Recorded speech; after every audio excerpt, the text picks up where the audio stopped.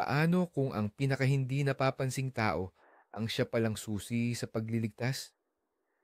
Paano kung sa likod ng isang ordinaryong kwento ay may mas malalim na nakatago, pagtataksil, pagkakaibigan, pakikibaka para sa dangal at kinabukasan? Ngayon, malalaman ninyo kung paano ang isang matanda na itinuring na wala ng silbi sa lipunan ay naging huling pag-asa nito. Isang malamig na umaga, isang bakuran na nagigising sa mga huni ng mga tagak at paminsan-minsang paglangit-ngit ng mga lumang bintana.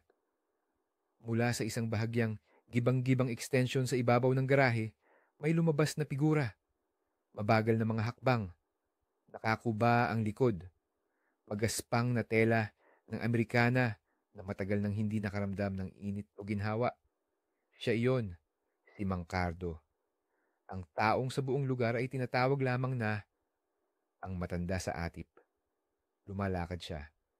Walang nakakaalam kung ilang taon na siya at tila hindi na rin niya matandaan. Ngunit sa kanyang mga mata, mga taon, daan-daang kwento at katahimikan kung saan ang bawat hakbang ay tila sinukat ng kapalaran. Hindi siya humihingi, hindi nagrereklamo, hindi nangangalakal sa basura. Nabubuhay siya na parang pinatutunayan sa mundo na kahit walang sariling bubong, ang tao ay mananatiling tao. Ngayon, gaya ng dati, nagtungo siya sa tindahan sa kanto. Mayroon siyang kaunting barya sa kamay, galing sa tulong na ibinigay niya kahapon sa tagalinis. Hindi siya naghahangad ng awa. Tanging tinapay at isang bote ng kefir ang hanap niya. Kilala siya ng tindera sa tindahan at kahit tahimik lang ay ginagalang siya. Hindi siya sa uri ng mga taong ipinangangalandakan ang kanilang kahirapan. Siya ay sa uri ng mga taong tahimik na nagtitiis. Umupo siya sa bangko sa tabi ng tindahan. Hiniwa ang tinapay, uminom ng kaunti. Hinaplos ang pagod na tuhod at tumayo muli. Kagagaling pa lang ng umaga. At alam niya, para makaraos bukas, kailangan niyang magtrabaho ngayon. Humanap ng matutulungan, magbuhat ng mga kahon, magwalis ng bakuran, o kaya'y manatili lang sa tabi kung may nangangailangan. Sa sandaling iyon, habang lumalakad siya sa eskinita, nangyari ang bagay na magbabago sa kanyang buhay magpakailanman. Bigla ang pagtili ng mga gulong, malakas na ugong ng electric scooter, hangin, at isang dumaang anino. Isang batang lalaki, humigit kumulang 10 taong gulang, nakasuot ng uso, may backpack sa likod, mabilis na papunta sa interseksyon. Kumikislap ang traffic light. Ang pulang ilaw para sa mga sasakyan ay malapit ng maging berde. Ngunit isang driver ang nagmamadali. Sobrang nagmamadali. Hindi ito nakikita ng bata. Siya ay nasa sarili niyang mundo, naka-earphones, sa bilis. Naimpilan agad ni Mang Cardo ito sa isang segundo. Sumugod siya pasulong. Isang kamay sa kuwelyo ng bata. Ang isa pa, nakalahad sa harap, tila kaya nitong pigilin ang oras. Mabilis na dumaan ang kotse na may malalim na ugong. Ang bugso ng hangin ay nagpatanggal ng sombrero mula sa ulo ng teenager. Sa paligid, mga sigawan, pagtili ng preno, ingay sa kalye. Ngunit hindi ito naririnig ni Mang Cardo. Tiningnan niya sa mata ang bata. Gusto mong mabuhay? Kung gayon, tumingin ka sa paligid kapag tatawid ka sa kalsada. Sabi niya ng garalgal ang boses. Namutla ang batang lalaki.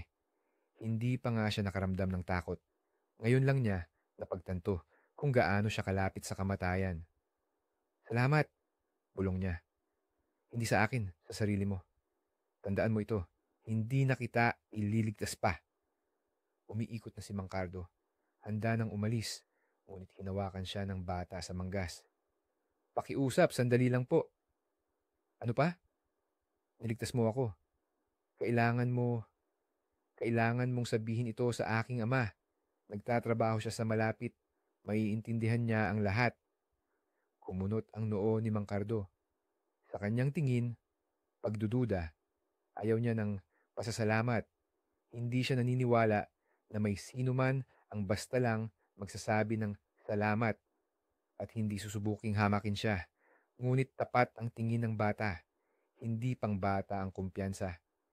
Mabait siya, maintindihan niya. Sige na nga, tara na. 5 minutong lakad patungo sa opisina. Sa buong oras na yon, tahimik silang lumakad. Ang isa ay nag-iisip kung paano siya muntik ng mamatay. Ang isa naman, kung gaano na siya kalayo sa pakikisalamuha sa mga tao. Sa gusali, sinalubong sila ng isang itim na sedan. Lumabas sa sasakyan ang isang matangkad at istriktong lalaki. Agad niyang nakilala ang kanyang anak. Sumugod dito, niyakap. Saan ka galing? Dapat nasa coach ka na. Pa, hindi ka maniniwala. Muntik na akong masagasaan ng kotse. Kung hindi dahil sa kanya. At itinuro niya si Mang Cardo. Lumipat ang tingin ng lalaki. Agad na nagbago ang kanyang mukha. Nakita niya sa harap niya ang isang gusguling matanda na may mga matang puno ng tahimik na apoy. Ang taong ito, siya po, at kailangan mo siyang pasalamatan. Saglit. Tingin. Pagtatasa. Salamat, niligtas mo ang aking anak. Sinuman ay gagawa ng ganoon. Mahinang sagot ni Mang Cardo. Halika sa opisina ko. Kahit tsaa lang ang ihain ko. At ang hakbang na yon, ang simula. Dahil pagkatapos nito ay susunod ang lahat. At ang sino man na ito ang magbabago sa kanilang buong mundo. Pumasok sila sa opisina. Maliliwanag na pader. Kromadong hawakan. Makintab na sahig. Pinakintab hanggang sa maging salamin. Sa lugar na ito, tila lahat ay nilikha para hindi mapabilang ang katulad niya. Nararamdaman ni Mang Cardo ang bawat tingin, bawat bulong, bawat anino ng pandidiri sa mga mata ng dumadaan. Ngunit hindi siya nagtatago, hindi nagbababa ng tingin. Sinundan niya ang lalaking nagpakilala, si Ginoong Alfon, isang malaking negosyante, may-ari ng kumpanya sa konstruksyon, isang taong sanay mamahala, isang taong sinusunod hindi dahil sa takot, kundi dahil sa paggalang. At narito siya, sa kanyang opisina, isinara ang pinto, naglahad ng kamay. Ako si Alfon, at gusto kong, hindi, obligado akong pasalamatan ka. Umupo si Mang Cardo, pagkatapos lamang ng muling paanyaya. Hindi komportabling nakaupo. Tumango, nanatiling tahimik. Niligtas mo ang aking anak. Ito ay napakahalaga. Sabihin mo kung ano ang kailangan mo. Pera, tirahan, lahat ng nasa aking kapangyarihan. Katahimikan. Wala akong kailangan. Mayroon akong bubong. May kaunting pagkain. Ang iba pa ay bahala na. Matagal siyang tinitigan ni Ginoong Alfon. Maingat at bigla siyang ngumiti. Hindi formal, kundi makatao.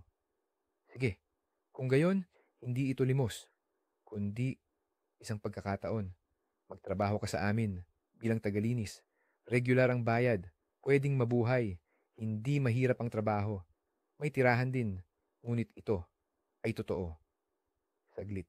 Tiningnan ni Mang Cardo ang kanyang mga kamay, ang kanyang mga palad, magaspang, bitak-bitak, ngunit tapat. Maaari akong mag-isip ng ilang minuto? Mayroon kang eksaktong 1 minuto. Ako ay abala. Dumiretso ang balikat ni Mang Cardo. Tumayo siya. Sumasang-ayon ako. Hindi dahil sa pera, kundi dahil gusto kong patunayan. Hindi pa ako nabali. At sa sandaling iyon, may nagbago sa loob niya. Hindi na lang siya basta dumadaan sa kalye. Hindi na lang basta tagapagligtas. Ngayon, bahagi na siya ng sistema. Kahit pa sa pinakadulo nito. Makalipas ang kalahating oras, binigyan na siya ng susi sa isang maliit na silid sa likod ng hagdanan. Doon itatago ang mga gamit at kung sakali, pwede siyang manatili doon. Ang sekretarya, isang kaakit-akit na blonde na babae na humigit kumulang 25 taong gulang, ay inabot ang uniforme. Mabilis magsalita, walang emosyon, may bahagyang bakas ng paghamak. Naramdaman niya iyon. Ngunit nanatili siyang tahimik. Mas malala pa rito ang nalampasan niya. Mayroon ka bang mga dokumento? Nawala. Matagal na. Sige, aayusin natin. Marami ng tulad mo ang naproseso namin dito. Tahimik na tumango si Mang Cardo. Ang silid, napakaliit, ngunit may saksakan nito. Isang lumang takure. May kurtina pa nga. Para sa iba, ito ay dulo. Ngunit para sa kanya, ikalawang pagkakataon. Maingat niyang isinabit ang ibinigay na uniforme. Inilagay ang basahan sa timba at sandaling huminto sa bintana. Bagong araw, bagong kabanata, at anuman ang naghihintay sa hinaharap, handa siya. Hindi siya humingi, hindi siya naghingi ng kapalit. Basta't naroon lang siya kung saan siya kailangan. At ngayon, magsisimula siya muli. Maaga ang simula ng umaga. Ang unang sinag ng araw ay kakalusot pa lang sa mga blinds, ngunit si Mang Cardo ay nakatayo na. Maingat niyang inihanda ang tsaa sa isang lumang metal na baso. Tahimik na uminom. Mahinahon. Mahalaga sa kanya na matapos. Bago pa man maging abala ang opisina. Una, ang paliligo. Ang lamig ng tubig ay nakakapaso, ngunit hindi siya nagrereklamo. Pagkatapos, ang uniforme. Malinis, bagong-bago. Tiningnan niya ang kanyang sarili sa salamin, sa mga mata. Determinasyon. Kinuha ang timba, mop. Maingat, sistematikong nagsimula sa lobby. Bawat galaw, tumpak, pinino. Hindi lang siya naglilinis ng sahig. Nililinis niya ang kanyang nakaraan. Sa labas, winawalis ang bakuran. Hinahabol ng hangin ang basura sa aspalto. Ngunit matigas ang kanyang kalooban. Tila sa bawat kilos, isang panloob na panata. Patutunayan ko, sa sarili ko, sa mundo, sa lahat. May dumaang gwardiya sa tabi. Malaki, may ngisi. Sumulyap ng masama. Nararamdaman ni Mang Cardo, hindi ito nagtitiwala. Hindi siya tatanggapin. Hindi agad. Magandang umaga, kalmado niyang sabi. Sino ka ba? Hindi ito kanlungan. Nagtatrabaho ako. Tinanggap ako. Susuriin ko. Ngunit hindi niya sinuri. Umalis lang. Nag-iwan ng bakas ng paghamak. Lumipas pa ang kaunting oras. Dumating ang mga empleyado. Nagkaroon ng buhay. Lahat ay dumaan. Walang bumati. Walang nakakapansin. Maliban sa isa. Ang estudyante. Si Marco. Ang mismong bata. Kumusta, Mang Cardo? Kamusta ka? Buhay pa, iho. Salamat sa iyo. Nagpalitan sila ng ilang salita at tumakbo ang bata. Nagiiwan ng init sa likod niya. At kasunod niya ay lumabas ang ama. Lumabas si Ginoong Alfon mula sa kotse. Napansin si Mang Cardo. Lumapit. Kumusta ka rito? Ayos lang ba ang lahat? Mas mainam kaysa sa atip. Umiti ang matanda. Kung may kailangan ka, huwag kang mag-atubiling lumapit. Isang tango. Paggalang. Isang manipis na tali ng tiwala sa pagitan ng dalawang lalaki na nakikita ang isa't isa ng higit pa sa nakikita ng iba. At pagkatapos, ay lumabas siya. Si Ginang Elena, ang punong accountant. Isang medyo matabang babae, humigit kumulang 50 taong gulang. May dalang maliit na bag sa kamay at may mabait na ngiti. At ikaw po, pasensya na. Sino ka? Mang Cardo, bagong tagalinis. Naku, ang ganda. Ako si Elena. Masayang masaya akong makilala ka. Tumingin siya ng walang pagtatangi, walang paghamak. At ito, ang unang tunay na init ng tao simula nang dumating siya sa opisina. Kung may kailangan ka, huwag kang mag-atubiling lumapit, dagdag niya at nawala sa likod ng pinto. Nanatili si Mang Cardo ng mag-isa. Ngunit naramdaman na niya, marahil ang mundong ito ay hindi naman sarado para sa mga tulad niya. Bumalik siya sa trabaho. Walis, basahan, timba. Ang kanyang mga sandata sa laban para sa bagong buhay. At sa bawat galaw, nililinis niya mula sa nakaraan ang lahat ng pinasan niya sa loob ng maraming taon. Habang ang iba ay nagtatrabaho sa harap ng mga computer, nagtatrabaho siya para sa karapatang maging bahagi ng isang tunay na bagay. Walang nakakapansin kung paano nagbago ang katahimikan sa opisina, kung paano may lumabas na bago sa hangin. Isang bagay na dinala ng isang tao na nais lamang mabuhay ng marangal. Ilang araw ang lumipas, sumasabay na si Mang Cardo sa ritmo ng opisina. Hindi pa rin siya nakikita ng karamihan, ngunit kapansin-pansin ang kanyang trabaho. Malilinis na sahig, malinis na bintana, kaayusan maging sa mga lugar na walang sino mang sumisilip.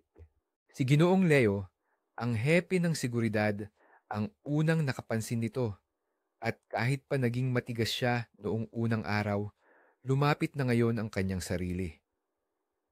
Magandang umaga. Ganoon din sa iyo, sagot ni Mang Cardo, hindi tumitigil sa ginagawa. Nagsimula tayo sa maling paanan kahapon. Patawarin mo ako. Nangyayari iyan, hindi ako nagtatanim ng sama ng loob. Nagkamay ang mga lalaki. Maikli, panglalaki.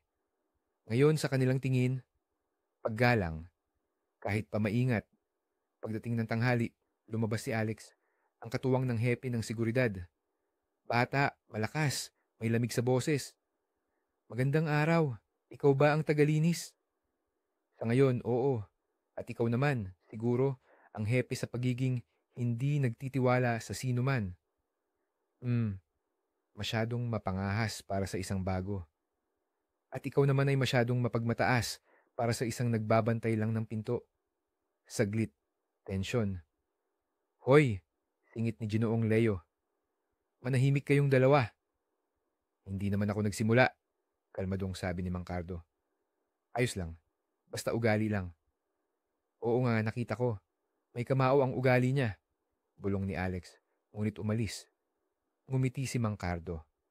Hindi na siya bago sa mga pag-atake. Dumaan na siya sa apoy, sa tunay na digmaan. Nagtatapos ang araw. Naghihiwalay ang mga empleyado.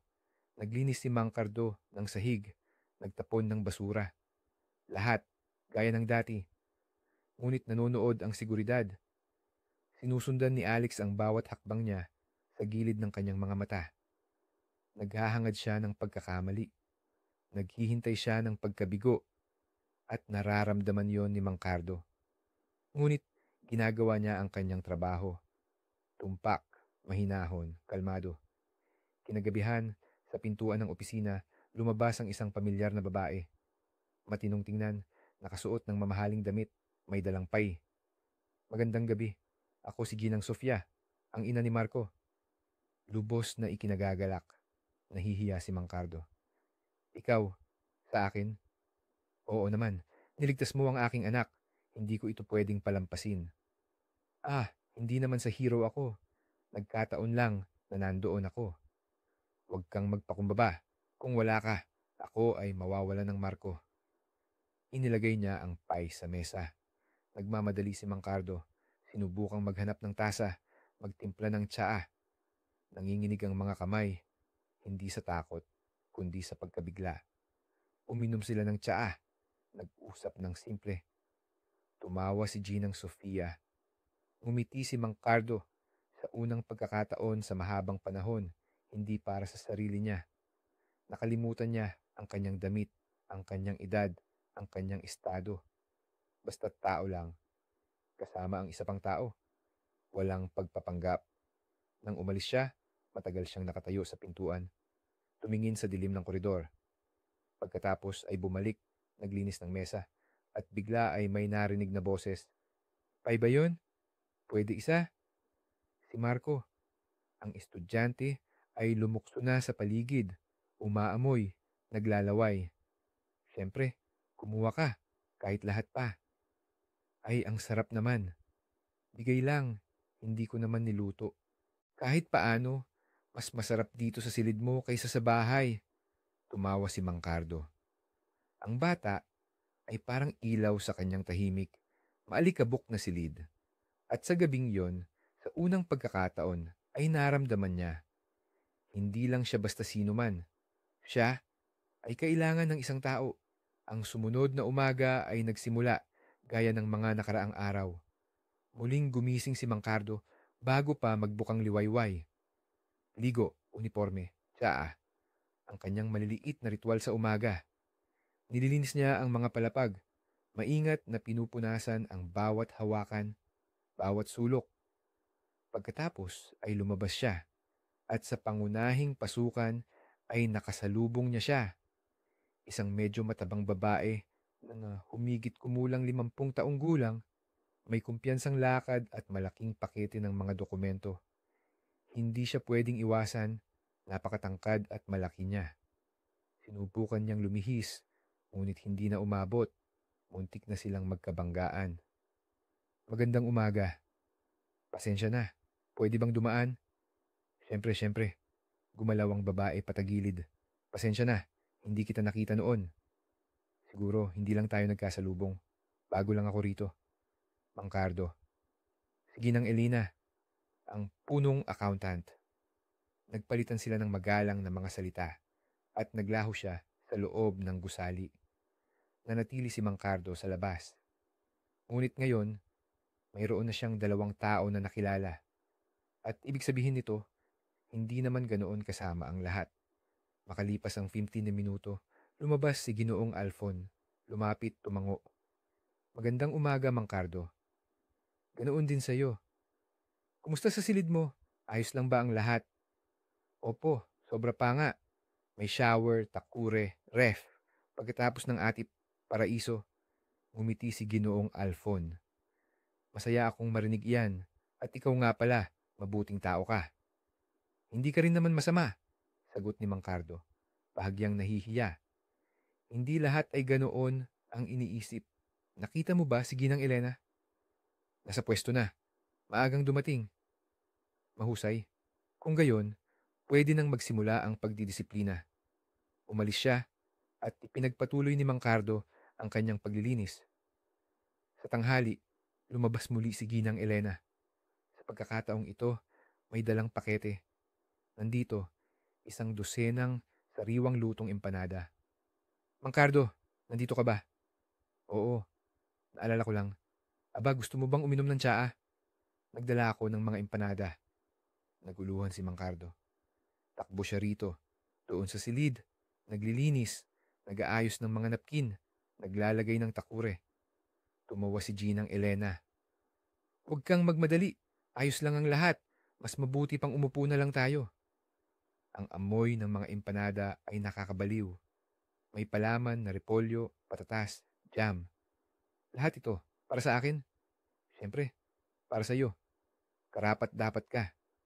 Uminom sila ng tsaa. Nag-usap, nagtawanan. Sinubukan ni Mangkardo na humanap ng maibibigay bilang kapalit. Naintindihan niyang wala siyang anumang maibibigay.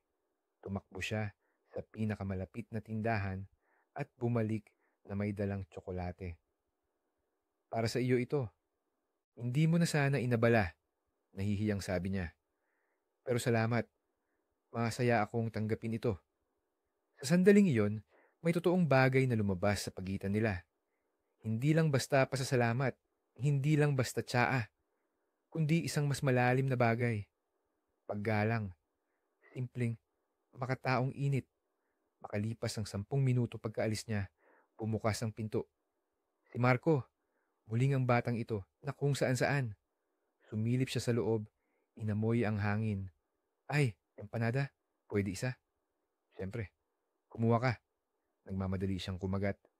Diyos ko, ang sarap. Alam ko, ako ay binigyan lang. Uy, astig ka, Mangkardo. Mayroon kang empanada, tsaa at silid. At ikaw naman, kabataan, kaya tabla tayo. Nagtawanan sila. Umupo ang bata sa gilid ng silya at nagkuwento lang. Tungkol sa eskwelahan, sa ama, sa coach. Nakikinig si Mangkardo. Nauunawaan. Tila sa pamamagitan ng batang ito ay naaalala niya kung ano siya noon at kung gaano kadaling mabuhay muli ang kaluluwa kung kailangan ka lang ng isang tao. Ang mga sumunod na araw ay lumipas ng payapa. Maaga pa rin lumalabas si Mangkardo. Naglilinis bago pa man dumating ang unang tapak ng sapatos sa opisina, tumpak Masikap, walang labis na ingay. Naging bahagi na siya ng gusaling ito. Hindi napapansin, ngunit hindi mapapalitan. Ngunit sa anino ay may nabubuo na iba. Isang araw, aksidenteng nasagi niya ang folder sa mesa ng sekretarya gamit ang mop at nahulog ito sa timba ng maruming tubig. Splash! Nabasa ang mga papel. Kumalat ang tinta. Ano ang ginawa mo? Ang sigaw ay humagibis sa koridor, parang babasagin.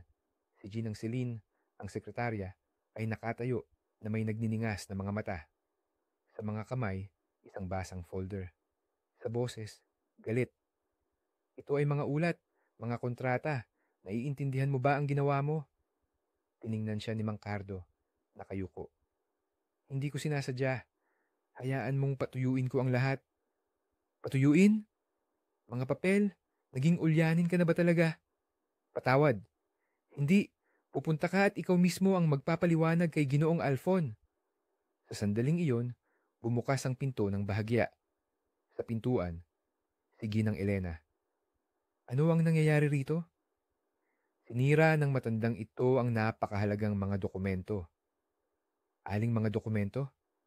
Mga financial report, mga kontrata para sa construction materials.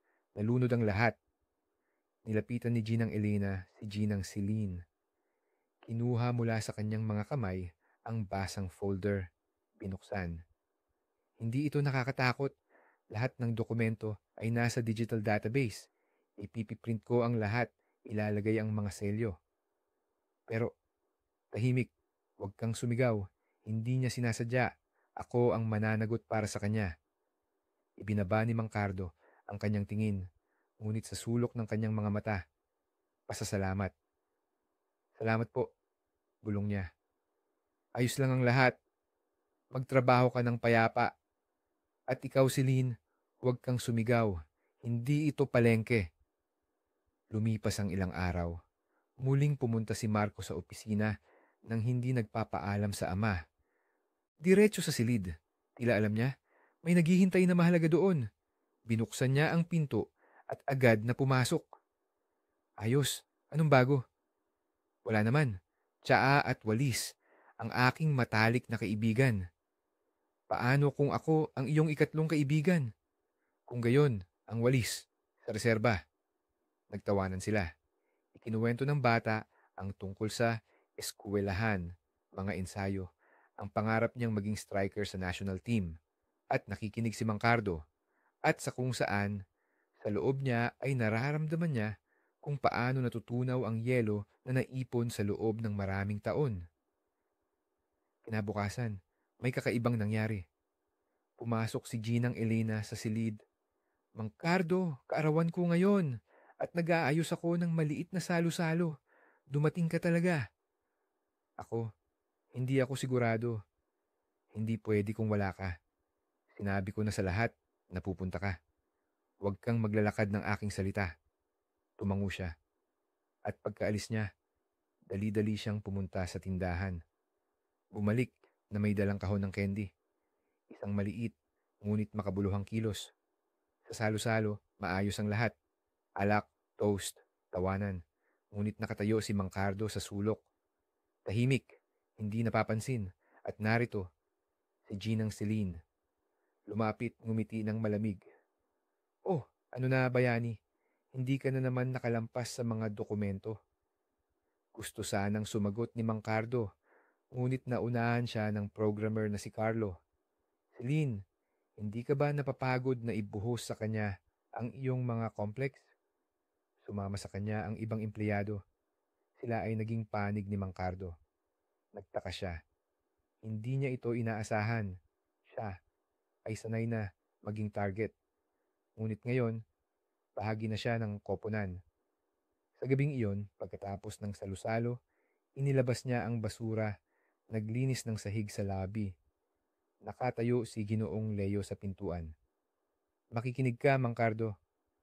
Baka gusto mong maglaro ng chess. Anong silbi? Sa buong oras na ito ay nagsasanay ako.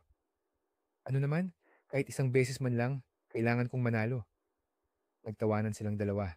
At pagkalipas ng 10 minuto, isang laro. Pagkatapos ay isa pa. Natalo si Ginoong Leo. Paulit-ulit. At tumawa siya, parang bata. Sige na, tama na. Ayaw ko na. Mayroon kang buong aklatan ng mga galaw sa loob mo. Ngumiti si Mang Cardo. At naintindihan niya. Kailangan siya.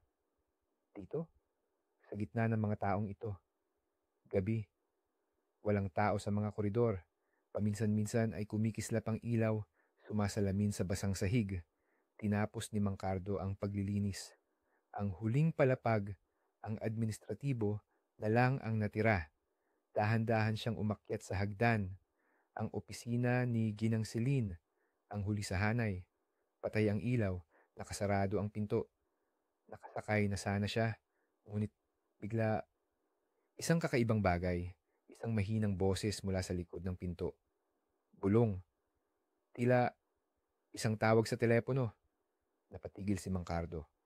Sigurado ka bang nasa safe pa rin ni Ginoong Alfon ang mga dokumento?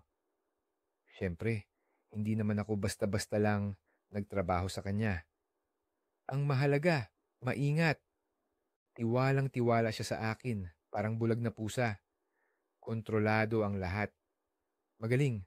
Kung gayon, bukas ilalabas natin ang USB at ibibigay ko kay si Uban.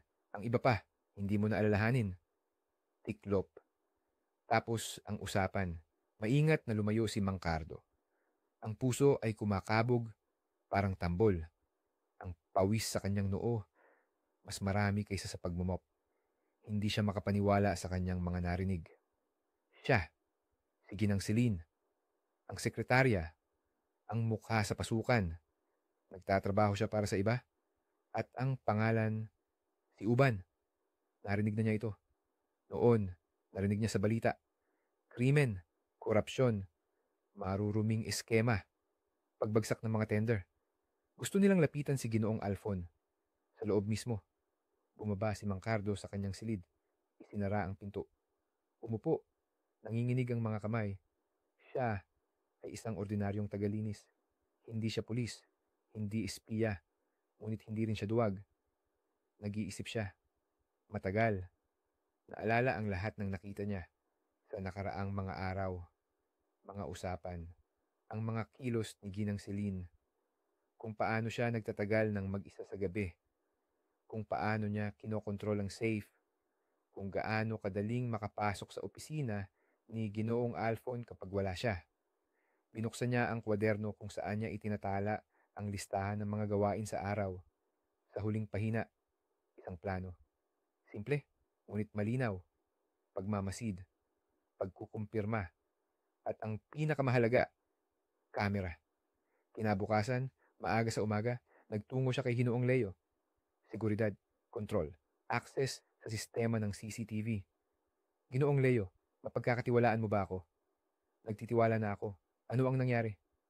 Lumapit si Mang Cardo at bumulong. Lahat. Walang itinatago. Nagbago ang ekspresyon ng mukha ni Ginoong Leo. Sigurado ka? Sobrang sigurado. Kung gayon, kailangan nating gumawa ng ingay. Tahimik lang at mabilis.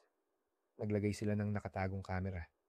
Mikropono sa ilalim ng mesa ni Ginang Celine. At naghintay. Ang araw ay tila napakabagal. Nagwalis si Mang Cardo sa mga koridor, tila gaya ng dati. Ngunit bawat 20 minuto ay sumisilip siya sa security room.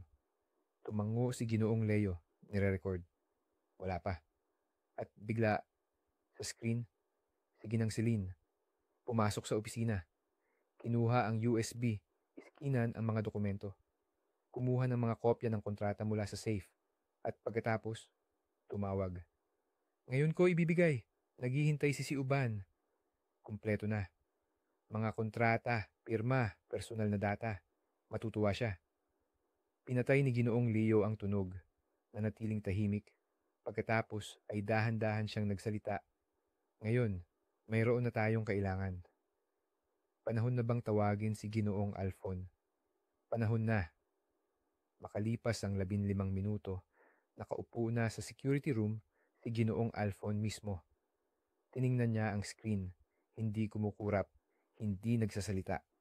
Pagkatapos ay sumandal sa upuan. Sigurado ka bang ibibigay niya ang data ngayon? Tumango si Mang Cardo. Anong oras? 6:45. Sa likod na pasukan, tumayo si Ginoong Alfon. Kung gayon, ihahanda natin ang lahat. Ano ang gagawin mo? Tanong ni Ginoong Leo. Huhulihin ang daga sa buntot gamit ang pain at sa kamera. Hindi na nagtanong pa si Mang Cardo. Ginawa niya ang dapat. Ngayon, nakasalalay na ang lahat sa kanila. Ang oras ay tila gumagapang. Ang bawat minuto ay parang isang nakakainang tali. Bumalik si Mang Cardo sa kanyang paglilinis, ngunit ang kanyang mga kamay ay gumagalaw ng mekanikal. Ang kanyang isip nasa nalalapit na pangyayari lamang. 6:30, nakatayo siya sa labi, may hawak na timba at walis, ngunit ang buong atensyon niya ay nasa koridor ng serbisyo. Sa loob, may bagyo. Takot na baka hindi magtagumpay, na baka mabigo ang lahat, na baka maramdaman ni Ginang Selina ang bitag. Ngunit narito, siya ay paparating. Mabilis na kumikilos, tila nagmamadali. Sa balikat, isang balat na bag. Sa mga mata, sigla at kumpiyansa. Ang seguridad ay tila hindi siya napapansin. Lahat ay abala sa kanilang mga ginagawa. 6:43, lumabas si Ginang Celine. Sa kanyang mukha, isang bahagyang ngiti. Iniisip niya na ayon sa plano ang lahat at narito, isang figura mula sa anino. Magandang gabi, Celine. Hindi mo ako inaasahan, ano? Si Ginoong Alfon. Malamig, kumakalma. Sa mga kamay, isang folder. Sa mukha, bakas ng bakal. Ano? Ano ang ginagawa mo rito? Ano sa tingin mo? Binuksan niya ang folder.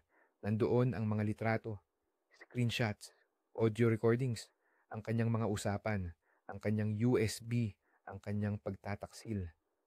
Ito, peke. Huwag ka nang magabal. Lahat ay opisyal na naitala mula sa dalawang kamera sa ilalim ng kontrol ng seguridad. Mula sa mga pinto ay lumabas sina Ginoong Leo at Alex. Tahimik, determinado. Ginang Celine, ikaw ay pinigil hanggang sa dumating ang pulisya. Wala kang karapatan. Ito ang lahat sa kanya. Ito ang lahat kay Mang Cardo. Siya ang nag-isip ng lahat. Mang Cardo? Tanong ni Ginoong Alfon. Napaka-interesante. Gusto mong sabihin na ang tagalinis mula sa atip ang nagplano ng isang komplikadong eskema para ipagsapalaran ang iyong koneksyon sa krimen? Nanatili siyang tahimik. Nabali. Naintindihan. Wala nang labasan. Ang kanyang kamay ay biglang gumalaw patungo sa kanyang bag. Tigil. Hinawakan ni Alex ang kanyang kilos. Mula doon, isang pangalawang USB. May iba pang kompromiso. Marahil. Sa ibang empleyado. Dalhin siya. Tumango si Ginoong Alfon. At sa loob ng 3 minuto, nawala siya sa dilim. Magpakailanman. Kalaunan, sa opisina, katahimikan, nakaupo ang tatlo. Si Ginoong Alfon, Ginoong Leo, si Mang Cardo. Hindi ko alam kung ano ang sasabihin, dahan-dahang sabi ni Ginoong Alfon. Huwag nang may sabihin, sagot ni Mang Cardo. Basta, salamat dahil binigyan mo ako ng pagkakataon. Pagkakataon? Hindi mo lang ito ginamit. Niligtas mo kaming lahat. Ang negosyo, ang aking reputasyon, at marahil ang buhay ng mga tao. Basta tumingin lang ako at nakinig at pagkatapos, hindi ako nanahimik. Ito ang nagpapaiba sa tao mula sa kasangkapan. Mas karapat dapat ka ng higit pa. Gusto ko na hindi ka na maging tagalinis. At ano ang tingin mo sa akin? Personal na katuwang sa seguridad. Sigurado ka. Higit kailanman, kailangan ko ng isang tao na mapagkakatiwalaan ko. Walang alinlangan. Tumango si Mang Cardo. Hindi agad. Dahan-dahan. Ngunit sa loob, isang kislap, kidlat, pagbabalik. Kalaunan nang kumalma ang lahat. Nakaupo siya ng mag-isa sa kanyang silid. Tumingin sa bintana. Sa kamay, isang lumang piyesa ng chess na dinala ni Marcos sa kanya. Sa screen ng lumang telebisyon, Mga balita, si Ginang Celine na inaresto dahil sa paglilipat ng internal na dokumento sa isang kriminal na sindikato ay nagbigay ng testimonya laban sa negosyanteng kilala sa tawag na si Uban. Nawala ang boses ng tagapagbalita sa tunog ng kumukulong takure. Tumayo si Mang Cardo, nagsalin ng tsaa at sa refleksyon ng salamin, bigla siyang natigil. Ang CCTV camera sa sulok ng opisina ay kumurap sa isang segundo. Tila may nag-restart nito. Nagliit ang kanyang mga mata. Isinantabi ang tsaa at dahan-dahan siyang nagtungo sa labasan. Dahil sa kanyang mundo, kung nakita mo na ang kasamaan, hindi ito nawawala basta-basta. Kapag tila tapos na ang lahat, aksidenteng nakuna ng kamera ang isang bagay na nakapagpatigil. Sa screen, si Mang Cardo, ang mismong matanda, ay gumawa ng isang bagay na hindi inaasahan. Ano ito? Pagtatataksil? Isang nakatagong layunin? O hindi makapaniwala si Ginoong Ricardo sa kanyang nakita? Hindi ganoon kasimple ang katotohanan at maging ang tagapagligtas ay maaaring magtago ng lihim na kayang sirain ang lahat. Kung nagustuhan ninyo ang kwento, mangyaring mag-iwan ng like, mag-subscribe sa channel at mag-iwan ng inyong komento. Napakahalaga nito sa amin. Ano sa tingin ninyo ang matanda? Bayani ba o manipulator? Hinihintay namin ang inyong opinyon.